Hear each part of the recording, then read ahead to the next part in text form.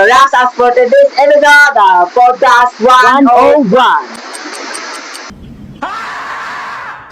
Ay, sa pagbuwan, no? Ay, ayan ako magbuwan, no?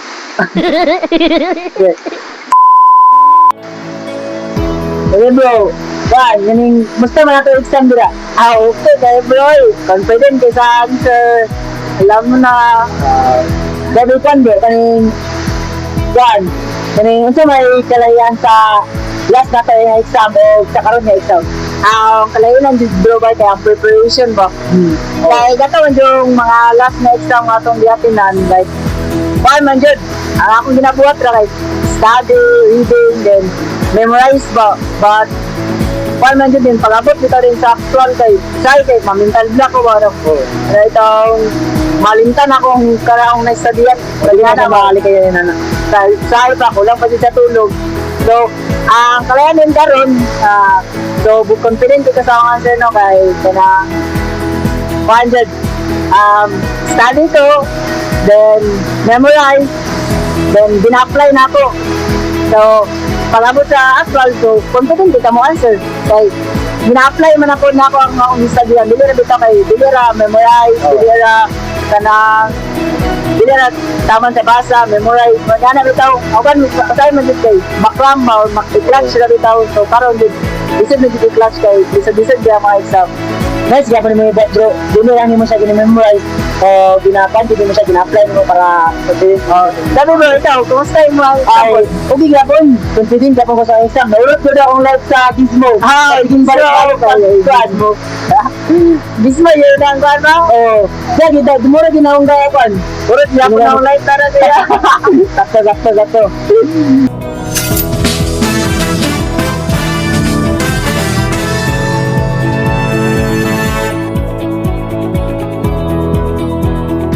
Hello everyone! Welcome back to our episode 5 of Podcast 101. So, the show will talk about how we think, learn, and to understand the information, especially in the situation and like studying and exam. And I'm your host, Johnny Modi Bale. And I'm your host, Gerald Giocat. Today, we're diving into cognitive theory, the idea that learning isn't just about reading or memorizing, but how our brain processes and understanding the information. So, in this episode, we will connect to cognitive theory to real-life situations, like study habits, exam, and even how we explain things to others. So, if you ever felt like you've studied a lot, but forgot everything during a test, this episode is for you. Okay, bro. Picture this. You read your notes several times. Reviewed, even made a flashcard. But during the exam, nothing comes to mind.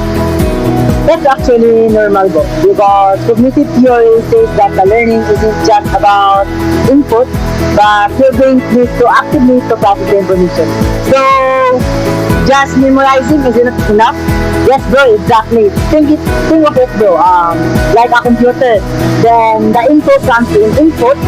Then your brain organize and make sense of it processing. Then you retrieve it, output. Makes sense. So, if we skip the processing part, we're more likely to forget. Let's go. That's why understanding is the key. Bro, I've also heard about schema. What's that? So schema is basically your prior knowledge, your mental framework, and it helps your brain to connect new information and with what you already know. So, for example, bro, like if you know how to use Photoshop, learning another photo editing app is easier na lugar. Yes, bro, exactly, because your brains relate the new app to what you already know. And memories plays a big role, right? Yes, bro. Sensory memory capture things, reply. And short-term memory holds input temporarily, and a long-term memory stores info permanently. And the goal is move knowledge from short-term to long-term and memory through understanding and practice. Yeah. Bro, remember when we were just down for our test last month? Yes, bro. We just read everything without really understanding. Ang resulta, we forgot almost everything during the exam. Exactly, but when we explain the material to our classmates, it's stuck better than active learning, and exactly what cognitive theory emphasizes. So teaching others actually helps you process and remember the information. Let's go. Your brain is actively organizing and connecting ideas.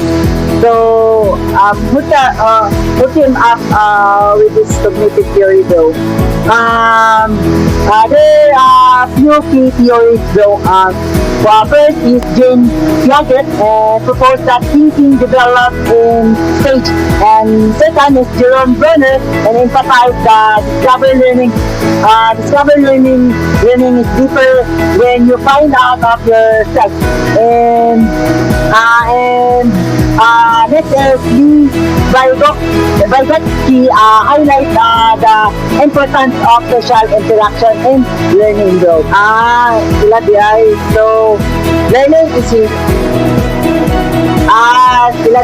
so learning isn't just about reading, it's about experience, practice, and interaction. That sounds great, but what are the limits of the cognitive theory? Not everyone processes info the same way. Some are visual learners, some are auditory, and some is kinesthetic. And emotions, stress, or the environment can affect how will we process information. Exactly. So it's not perfect, but it gives a solid explanation of why some learning works and some doesn't. So to summarize, learning isn't just about receiving information. It's about how we process, understand, and store it.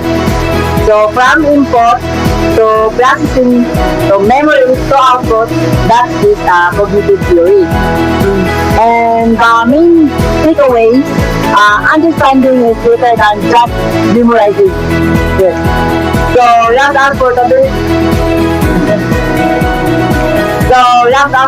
episode of our podcast 101. Thank you for listening and watching. See you when we see you.